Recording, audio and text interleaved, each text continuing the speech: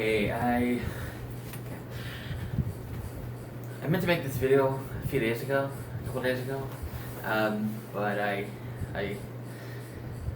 long story short, I didn't, obviously. I made several videos.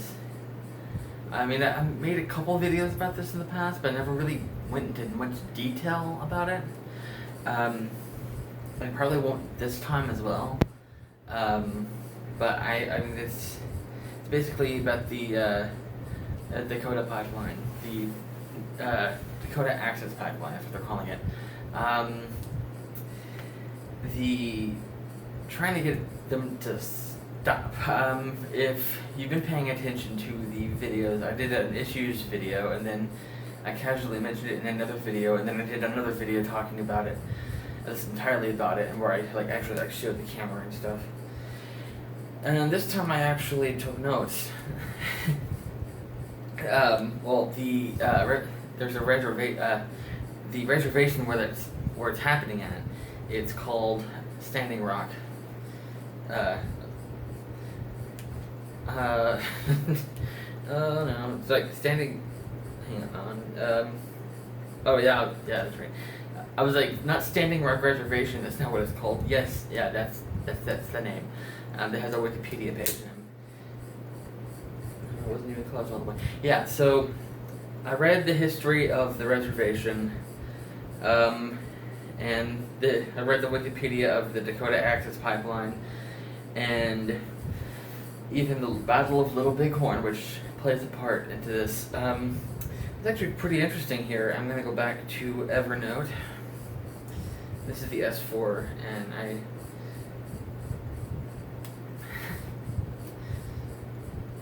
Okay, it loaded. From what I can gather from reading, I'm not going to go through the entire history of the reservation, just the key parts I want to bring to light here. First one is 1868. The Fort Laramie Treaty, that's when the reservation was formed. And it was massive. It covered pretty much all of North and South Dakota. And in 1876, General Custer found gold on the reservation. He shouldn't have even been there, but he found gold there. His people found gold, and he went. That's when the whole Custer's last stand. That actually was here at Standing Rock, technically. Not where they're at, but like I said, it took up most of North and South Dakota. It was massive, and so it was like technically by association the same area, if you know what I mean. And so the point is, he found gold on their land. The whole point of the battle was they wanted the gold.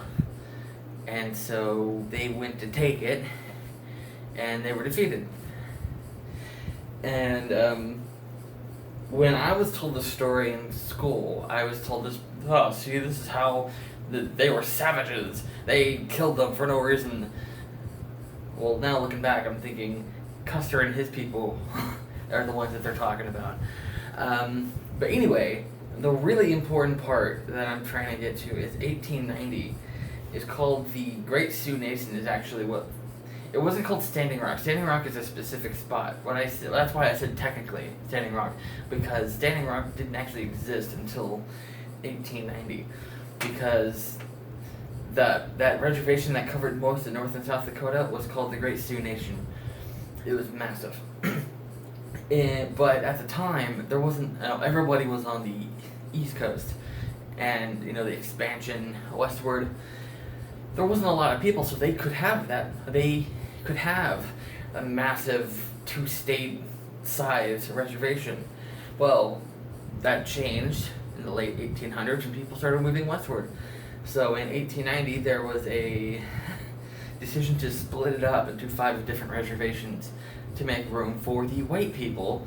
That's exactly what it says. And on the Wikipedia page, it says that they did it to make room for the white people. moving westward. Oh, and here's something that I've been seeing lately that's really annoying. There's a lot of people that are complaining that, the natives at the reservation are just ungrateful. We gave them that land so we can take it back. Here's the thing, you didn't give them the land, you took it to begin with and said, here, have this crappy piece of land. We'll take all your land and give you the crappiest pieces of land and say, here, we're being generous and giving you this land that was, yours to begin with. So, yeah, it's not really generous. If I were to break into your house and say, okay, this is my house now, I'll give you this broom closet in the basement, and then I have rules for the house you have to follow, and you complain, I say, at least I gave you a room. Doesn't make sense, does it? No, that's exactly what's happening here. And I also found that, let's see, there's actually a couple of Wikipedia pages that, this is going back to the pipeline. Wait, I'm actually going to, the pipeline was exempt from the Clean Water Act for some reason. Some specifications, they determined that it was exempt, and that's why it went ahead. They knew that it was going to cross those rivers. It's 10 miles away, 10 miles upstream from the reservation. And it's expected to be in the ground the 1st of January 2017. Okay, back to Wikipedia. And it's on the different page. I like how they have tabs now on Wikipedia, the Wikipedia app. You don't have to just one at a time. I found a page. There's something called indigenous rights, and I'm just going to read what the summary says. Indigenous rights are those rights that exist in recognition of the specific condition of the indigenous peoples. This includes not only the most basic human rights of physical survival and integrity, but also the preservation of their land, language, religion, and other elements of cultural heritage that are a part of their existence as a people. This can be used as an expression of advocacy of social organizations or form a part of the national law in establishing the relation between the government and the right of self-determination among the indigenous people living within its borders, or an international law as a protection against violation by actions of governments or groups of private interests. So that last part, I wonder if people doing this have read that or know anything about that, because these people, there's also, I want to read the First Amendment, but I have to look that up. I didn't think that until now.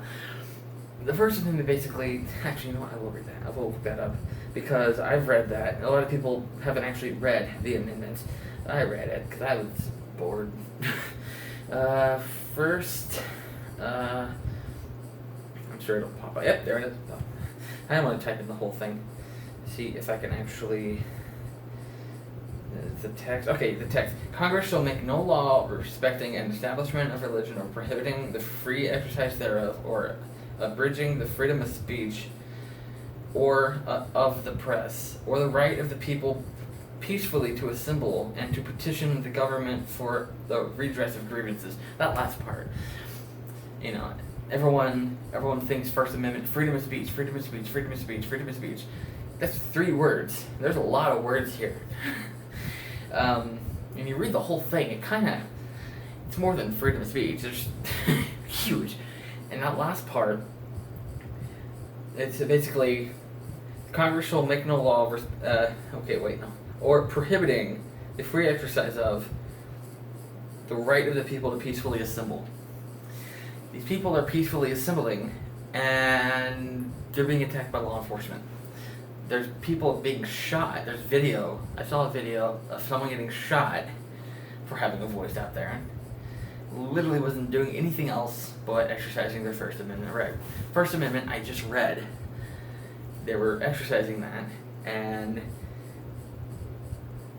yeah, he was prohibited